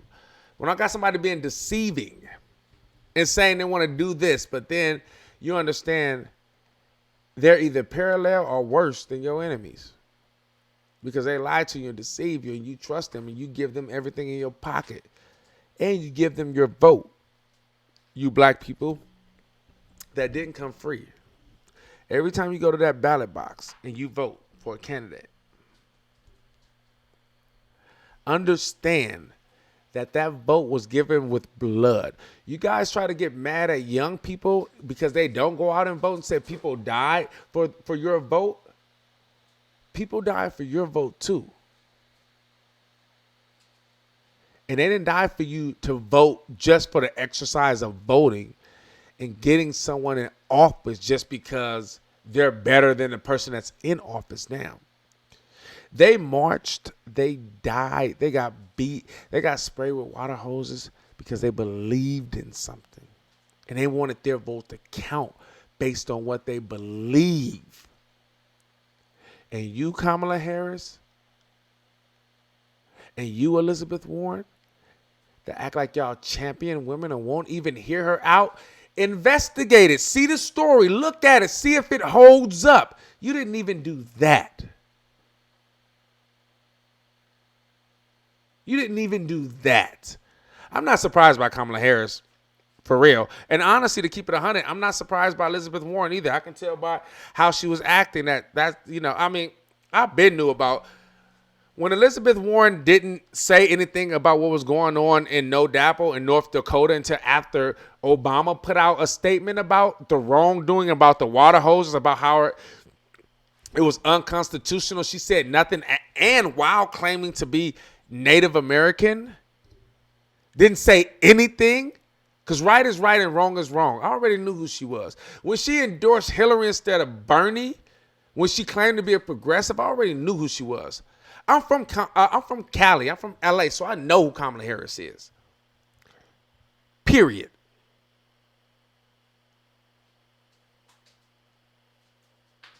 So I'm not surprised by it, but I want y'all to get it, because this is what's going on. This is fake. It's fake. They fake. They all fake. Tara Reid don't deserve to at least have her story vetted. She don't deserve that. She don't deserve somebody to look into it. Kamala Harris' office didn't even respond to her. And she got a makeshift fake. You know how when I don't know if you guys are on Indeed or LinkedIn or any type of or you fill out an application for a job online. As soon as you fill out the application, you submit it, you get an immediate email. Do not reply, and it just lets you know that they received it, and they'll get back at you if they like it. It's just something that automatic email. That's all that she received from Elizabeth Warren. It was an automatic email, an automatic response, and they want you to believe women. Don't be stupid, y'all, please. But some people are diligent and some people isn't. You got to accept what it is. But, I'm not going to say complain. Sometimes it takes a while for people to learn. You make a mistake, you bump your head, and then you learn. Hopefully you Django's out there learn when you vote, because I'm not voting for Biden. And anybody that asks my advice on it, I'm going to tell them don't vote for Biden. I don't want Trump in office. If Biden happened to win, hey, At least we won't be as anxious. You know why? Because he'll just throw that veil over all the bullshit. Because only thing that Trump really did is just take the veil away. Everything that Trump does right now has been done. He told you that when he ran. Hey, I gave money to them. I know I have access. That's the only reason I gave money. He told you that when he ran. I give money so I can have access to what I want to do. Period. So, hopefully y'all learn after this. You know what I'm saying? But I already know. And I ain't voting. You guys better look up Biden's history. He lied about being active in civil rights. He plagiarized 3 speeches. He stole JFK's speech. He stole his brother's speech, Robert Kennedy's speech. And he stole some political guy from Europe's speech. And that's why he had to drop out of the 1988 elections. He told Obama that the only reason he was winning in 2008, because Biden then ran again for president in 2008 after he lost in 88. He ran, this is his 3rd presidential run. So he ran in 2008, and he said the reason why Obama was winning because for some reason, with all that civil rights stuff he was doing, he forgot that Martin Luther King was one of the most clean, black, articulate people. Jesse Jackson was clean, black, and articulate that actually ran for president. But no, because he sees us as niggas. He said the reason why Obama was winning because he's the first clean, black, articulate politician, and that's why he was winning in 2008. That's how I feel about you niggas. Matter of fact, now since I brought it up, I'm going to go ahead and find it. I literally just took it off of this thing, too. I wish I would have kept it on. It's somewhere in here. Ooh. Because y'all need to see it. But y'all going to do what y'all going to do. I love black. I'm patient with black people because I understand how y'all can be fooled. Because y'all want it so bad. And I remember back in the day when I didn't pay attention either. I didn't start voting on my mama. The first time I ever voted in my life, I was raised in Compton. Ain't nobody I know voted. Nobody, because we always knew.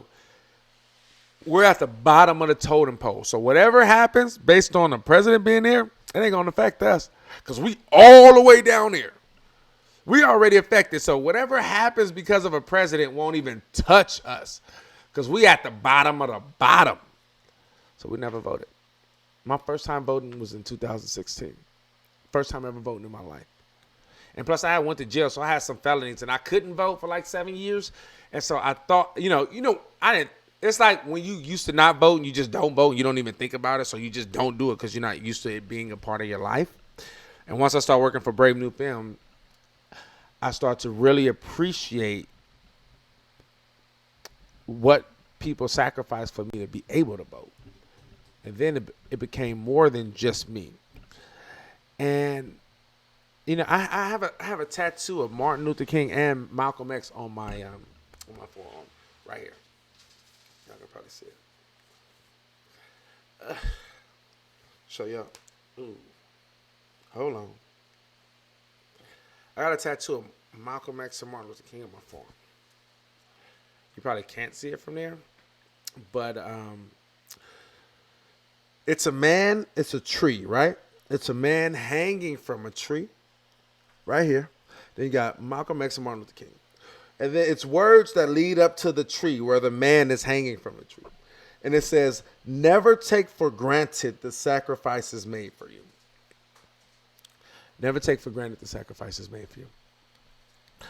And when I got it, I was thinking about the yin and the yang, Growing up, because Malcolm X was way more aggressive and he spoke his mind, and I felt like he wasn't, I was young, Uncle Tomming or pandering, that he just said it because that's how it was. And so I favored Malcolm X over Martin Luther King. As I got older, I started to have more of an appreciation for Martin Luther King because Martin Luther King, in addition to becoming more radical and having a more radical stance before he was assassinated, he the one was really, really, really on the front lines when I was younger. I thought, and this is not comparing one to the other, but I'm just telling you my evolution. What I realized is that, what? Back in those days, it was way safer to be in New York and talk that shit than it was to be in the South and talk that shit. And Martin Luther King was in the South. And he wasn't even talking you couldn't go against the grain in the South at all. That's why he was so polite and nice, because even when he was going against the grain, he had to be hella respectful because they was going to kill him even being respectful and throwing rocks at him. Imagine if he was disrespectful and going against it, abrasive and Bogart and like Martin Luther King.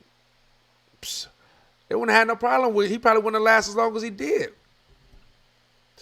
And so what I started to appreciate, like, man, he was on the front line. Because when he went out and protested, he protested right after somebody just got killed in that same spot he was walking in. Knowing that those Southern laws and Jim Crow allow people to kill without any prosecution at all. And if they did get prosecution, there was no convictions at all. And he wrote that out. So he was on the front line for real. I mean, like, sacrificing your life. He sacrificed his life way more than Malcolm X. But I only say that to say this, is that Malcolm X's aggression was needed. Because white people are scared of black people, especially back then when they get aggressive. Oh, they rioting, see what I did, you still rioting? See, so you need that. You need the person over there that's saying, F that, we burning everything down. And then you need the person that's in the office with them saying, look, this is what we need to do. You need the yin and the yang. The aggressor is going to make them move faster. And the one that's more that has a more rational approach. I'm talking about just articulating what he wants. Is in an office so he can say, look, this is what's going on. Because they both were saying the same thing. They were just going about it different ways. And you need that yin and the yang. We wouldn't be where we are without Malcolm X or Martin Luther King, period. We needed both of them, and I love them both equally. I'm just telling you guys my evolution. And so they didn't die, because if that was the case, only thing, they didn't really have to die. If you could partner with a white Southern sympathizer like Biden is, Biden wanted to make Delaware a Southern state, get it right. If you can sympathize with them, then you just vote wherever the white people want you to vote. Guess what? They would have let you vote, because then that represents more of what they want to do. If you as a black person wanted to make sure that we kept segregation in the South, they would have let you vote. They wouldn't have killed you when you went to the voting polls like they did after the Civil Rights Act was put in place. They wouldn't have threatened you after emancipation when we had Reconstruction and you had the most black people that you ever seen in Congress in this country's history right after emancipation. They wouldn't have sabotaged that if you were voting for their interests. So they want you to vote your morals and what's right and not what's politically expedient, what's comfortable, or what best benefits you. Because Martin Luther King, Malcolm X, Marcus Garvey, Emmett Till, so many others. I'm trying to think of, I can't think of his name. He died right before Malcolm X, in the 50s, like late 59. Shoot, he was a reverend. But those people didn't die so that you can fold to a party, because none of those parties agree with them. They died so you can vote your interest, the interest of black people. Not saying, oh, he's the best person that can beat Trump. Or I'm not going to be diligent, but, oh, the Democrats are the ones that's been riding for, so we're voting Democrat. If you guys didn't know, those Dixiecrats, those Southern separatists, they all were Democrat. The Democrat Party didn't change until, I think what I was telling you about the 60s, when the LBJ tried to change the party in Bogart. That's when all the Southern Democrats went to the Republican Party. FYI. You guys can have an understanding that those Democrats, and I'm not saying Democrats haven't done things good, but it's never been in the interest of you wholly, of their constituents wholly. Because even now, when their constituents represent more of what we need, they do more of what's best for their political careers or their main donors, period. Period, point blank. So I don't want you guys to be confused. Okay, don't think that Obama I don't want you to feel that, oh man. I don't want you to feel that, Obama chose, you know why Obama chose Joe Biden? Because Obama really wasn't sure, you know what, are these white Midwestern, some of these white Southerns ready for a black person? Because he understood that New York, LA, West Coast, East Coast, it's a bubble. The majority of the country is in the middle. And they ain't where we are. He understood that. So he needed someone that can validate him to those Midwestern people and those Southerners to say, okay, maybe it's okay to vote for this black person. That's why he got Joe Biden. Period. It was political. Please understand that. If you don't understand anything else I say, understand that Joe Biden, was political. That's middle class Joe. Middle class Joe. He can get that white middle class. That's why when you look at the news and they talk about white middle class, the black vote, the Latino vote, although they have us all in categories. Period. As if we're all a monolith. Unless you're white, you know. Well, black, you're African American.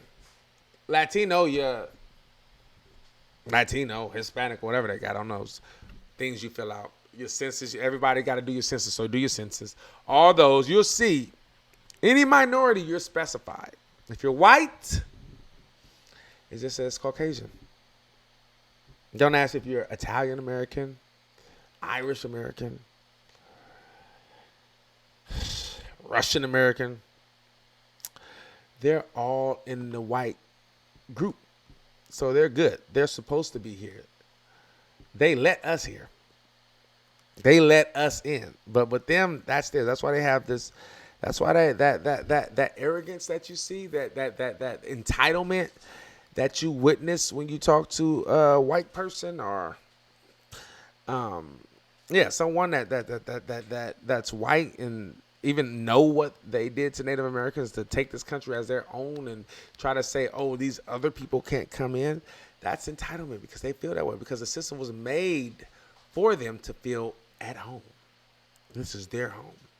We died and sacrificed in the Revolutionary War, so this can be your home. F them who was here before us. It's ours. And so you dictate who you want here and who you don't want here. And that's how they feel. That's how they feel about the entire thing. Can you be mad? You could be. But if you want to be mad, if you want to do something, you know what I would do if you're mad? Let Democrats know that they have to earn your vote. That they're not going to just pander to you and then just get your vote because you're going to come in on the fourth quarter and just vote for whoever CNN or MSNBC or whoever you think is for you tell you to vote for. If you want them to hear you, vote for somebody else. Do what you did in 2016 because they knew Hillary was going to win. In 2008, they knew Hillary was going to win. I mean, in 2004, they knew Kerry was going to win. So if you want to honor Malcolm X, Martin Luther King, all those people that died, not for themselves, but for you, for their children, for the generations after them, to not have to suffer through what they suffered through. If you want to honor them, pay attention and vote for the best thing for the people. And send a notice to Democrats that we're done being your suckers. Because the only way you're going to grow is you continue to do it. I can only become a better editor, a better director if I do it every day. A writer, I have to write every day. If I want to be a painter, I have to paint every day. I can't just not paint, and then in 4 years paint and think I'm going to be good. No. You got to do it and do it until you're great. So as independents, as people that want things our way, if we want a third party, we need to continue to vote against Democrats, vote against Democrats, vote against Democrats, vote against Democrats until we get what we want. You know what I'm saying? It's a sacrifice. Everything that's worth anything, you have to sacrifice for it. And you got to be willing. You got to be willing to sacrifice who you are for who you can be.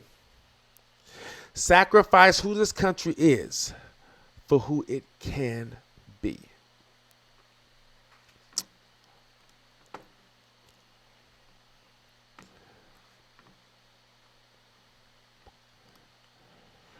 There's nothing that you can say in reference to Biden that he's done to address any black issues, period, in his history, period. Bobby Rush, member of Congress, said the other day, I'm ashamed that I voted for the 94 crime bill. You ashamed of that bill? Not at all. In fact, I drafted the bill. Ooh. You said you were arrested when you were with Mandela. I don't think so. Joe Biden has recently been telling voters that he was once arrested trying to see Nelson Mandela. Nelson Mandela walked out of prison and entered into discussions about apartheid. I had the great honor of meeting him. I had the great honor of being arrested with our UN ambassador on the streets of Soweto trying to get to see him on Robben's Island. I came back from South Africa trying to see Nelson Mandela and getting arrested. You say that you were trained to be a protester and suffered. We don't think so. Like many of you, I participated in sit-ins to desegregate the restaurants and movie houses. When I was a teenager in Delaware, For real, I got involved in the civil rights movement. And the New York Times reports, quote, more than once, advisors had gently reminded Mr. Biden of the problem with this formulation. He had not actually marched during the civil rights movement. When I marched in the civil rights movement, I marched with tens of thousands of others to change attitudes. But he never actually marched in the civil rights movement at all. Will pay any price, bear any burden, accept any challenge, and meet any hardship to secure the blessings of prosperity. We shall pay any price, bear any burden, meet any hardship, support any friend, oppose any foe to assure the survival and the success of liberty. I did not know that was a Robert Kennedy quote. The thing about Joe Biden, though, when he gaffes, because we all know he does, you never believe he's lying. Goddamn pickaninny. You like that last video? Follow us.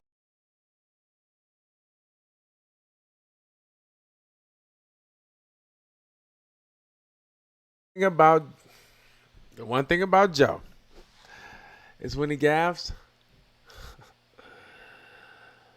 Oh, Lord. So I want you guys to think about that, man, because they should earn your vote.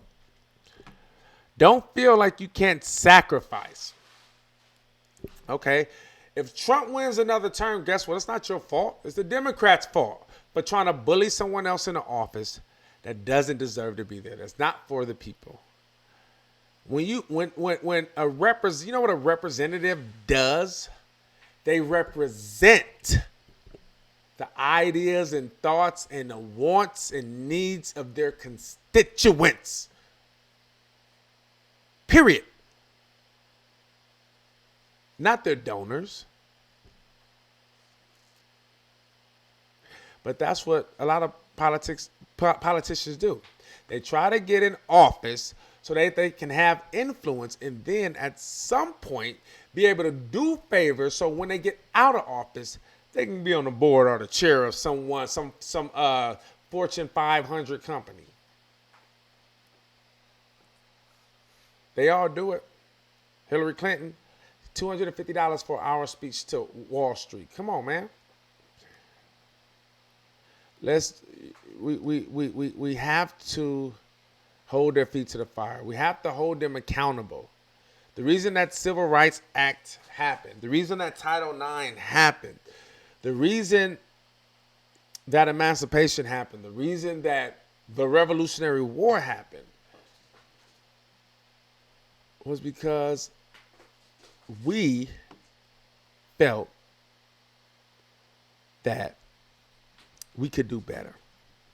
The ideals of this country hasn't been reached.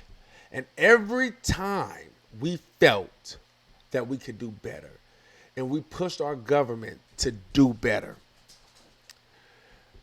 But how we did that is we held their feet to the fire. We held them accountable.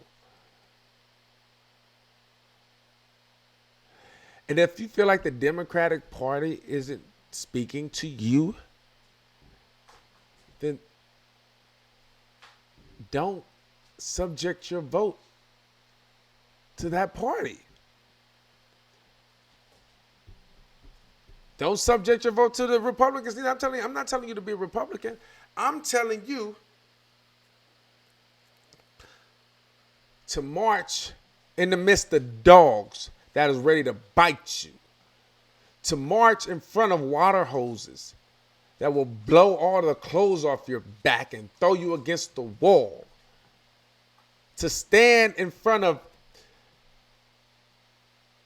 an army of police armed to the T, ready to shoot you soon as you blink.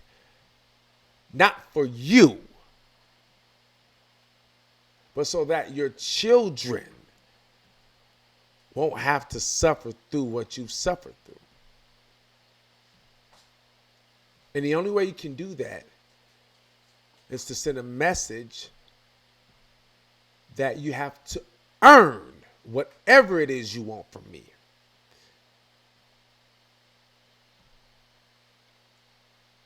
what Malcolm X, Martin Luther King, the Abraham Lincoln, FDR, all those things they did, they wasn't popular. Those things, all of them had high opposition from the status quo. They didn't want to change anything, period. But it was bigger than that. And they pushed forward, man. They sacrificed. You don't think that they want a Civil Rights Act to if you look at history, the first time the Civil Rights Act was introduced was in 1825 or 1826. The first time it was introduced by the first black Republican. And then introduced again right before the Civil War. Both times sabotaged. Finally passed in 1964. Or 1963. One of the two. After over a century later, it passed. The same exact legislation was introduced 100 years prior, over 100 years prior. And they didn't let up. Hundreds of people died from the first time it was introduced until it passed. I'm sorry, I said hundreds, thousands, maybe 100,000s, because we had a whole Civil War. We had Jim Crow South. From emancipation, I think it was 1967 to I think it was like from 1867 to I think 1972. They did a study on the lynchings. It was over, I think it was 4,000 or close to 4,000 racially charged lynchings that happened in this country against black people. That was them dying to be free. So if they can sacrifice their life for you, you can sacrifice your vote for them. We're not just doing it to do it. We're doing it to try to get somewhere. So this means something. It's bigger than you. It has to be bigger than you for you to die for it. They were willing to die for us. It was bigger than them. What are you willing to die for? Stop playing, because if you want something different, don't think you can do the same thing and expect something different. You want something different, you have to do something different. Period. You can't lay on your ass all day and think you're going to lose weight. You want to lose weight, get up and walk around a block. That's how it's going to happen. You got to do something different. Why do you think that would change in politics? You want another job. You can't want another job and do another profession, continuing to work at the same job or not looking at, you got to do something different. You have to act. The Bible even says, you take one step toward me, I'll take two towards you. God tells you to move first before he even do anything. If you do, then I'll do. Come on, man. Get it together. You don't owe nothing to nobody but the people. Got to be about the people. All right, man. It's 1 o'clock here in the East Coast. So that's like, it's 1 o'clock, 10, 11, 12, 1, yep. 10, 11 on the West Coast. I'm about. I'll see y'all Monday. I'm back. I love you and Laverne. Rest in peace. I love you guys. Support. Remember to follow this channel. I know I just went on a rant. That happens sometimes. Follow the channel. Subscribe. Hit the notification button. We are on Facebook at The Section Independent, on YouTube at The Section Independent. We're on Twitter at The Section_Indie. So that's INDE. And on IG, it's the same thing. The Section_INDE. Follow us, support us. I want to be doing a lot with this channel. And so tell your friend about it. And if y'all got some things, some stories that you feel ain't getting no news or ain't getting no play on mainstream media or even progressive media, if you feel like it's something that you want me to talk about or just bring more awareness to, like hit me up, email me at thesectionindependent@gmail.com. and I'll check it out, and we'll talk about it, because in addition to telling my commentary on the stories that's being told on mainstream media, I also want to highlight stories that's not being talked about that's important to you. All right? So that's it. Where's my outro? Okay, here go the outro. Y'all be real. Remember, share this, like it, subscribe to the channel so we can grow. The Section Independent. That part. You like that last video? Follow us on YouTube, Instagram, Facebook, and Twitter, where the progressives have a voice. And remember, share this, like it, subscribe to the channel so we can grow. The Section Independent. That part.